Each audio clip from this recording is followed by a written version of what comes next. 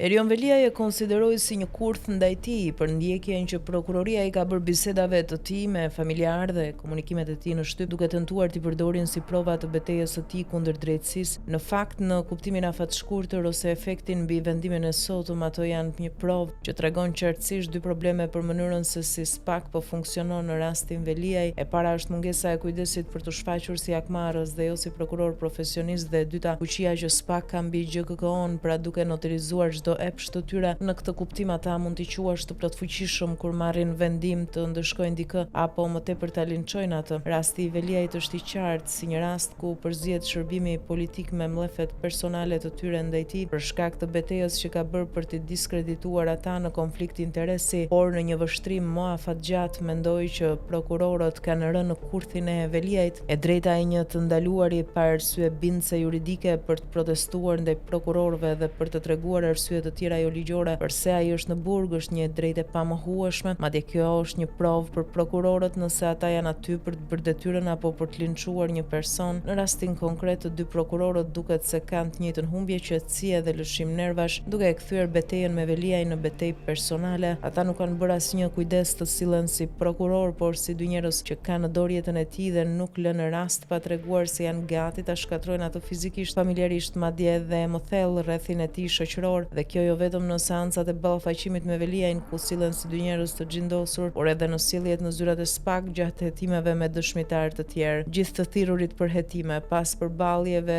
të Veliajit me ta janë ndeshur në zyrat e SPAK-ut me prokurorët Bërbish që i kërcënojnë se po nuk thanë ato që duan ata do t'i kalbi në burg, nuk do t'i ndahen gjithë jetën e broçkulla të tjera sikur të jenë djemtë e Aranit Çelës dhe jo prokurorët e vitit 2025. Dhe ata do të vazhdojnë të ruajnë këtë epërsi mbi përdhunimin e lirive të një burgosuri politik si Veliaj derisa të fillojnë proceset gjyqësore dhe betejë e tij të jetë edhe ligjërisht një betejë publike. Pastaj ata do të kuptojnë se me shkeljet e rënda që kanë bërë dhe po vazhdojnë të bëjnë, me përpjekjen për të dhunuar dëshmitarët dhe për të përfolur shtypin që mbështet Veliajin dhe akoma më shumë me zbythjen që kanë nga përdhunimi që u ka bërë Sali Berisha, duke mos respektuar asnjë standard izolimi si i burgosuri shtëpiak prej tyre, ata do të kthehen pas ca kohësh në një karikaturë të drejtësisë shqiptare. Detyra e prokurorisë, por sidomos e kryeprokurorit, është të unifikoj praktika hetimi dhe standarde hetimi që t'jenë njësoj për të gjithë. Sjellja me dy standarde e tyre në rastin Veliaj përballë gjithë rasteve të tjera i njollos ata si dy prokuror hakmarrës jo profesional që nuk udhëhiqen nga ligji por nga urrejtja personale dhe përfshirja në një përndjekje personale ndaj tij. E kuptoj që Veliaj ka bërë boll që t'i fusë në këtë spirale. Sulmet e Veliajt nga qelia, tallja me Olsi Dadon si Olsi Violina, përpjekja hipokrite e Veliajt për të ndarë Olsin nga Dumani, apo sulmet në shtyp për jetën private të Olsit janë një teprim. Veliaj nuk është në burg se Olsi ka dëftesën me pesa, se ka bërë një kurs të shërbimit sekret grek në Athinë apo se ka të dashura. Së paku Veliaj nuk është arrestuar për këto vese të Olsi Dados, nëse mund t'i quajmë të tilla. Dhe ai e di këtë. Për këtë shkak besoj se ai ka qenë i vetëdijshëm kur i ka bërë ato, që ata të hakrehen dhe të mos sillen më si prokuror, por si dy burra të zemëruar me një të arrestuar në qeli. Dhe deri më sot ja ka arritur me një çmim të lartë. Natyrisht me ndenjën në burg, por edhe po të mos t'i bënte ato, përsëri në burg do mbetej si viktimë e një vendimi politik. Tani së paku ka marrë me vete në këtë histori edhe dy prokurorët të cilët i ka futur në spiralen e hakmarrjes personale, duke i çmitizuar si prokuror profesionist dhe duke e shtyrë gjyqin publik të tyre në kohë bashkë me gjyqin e tij.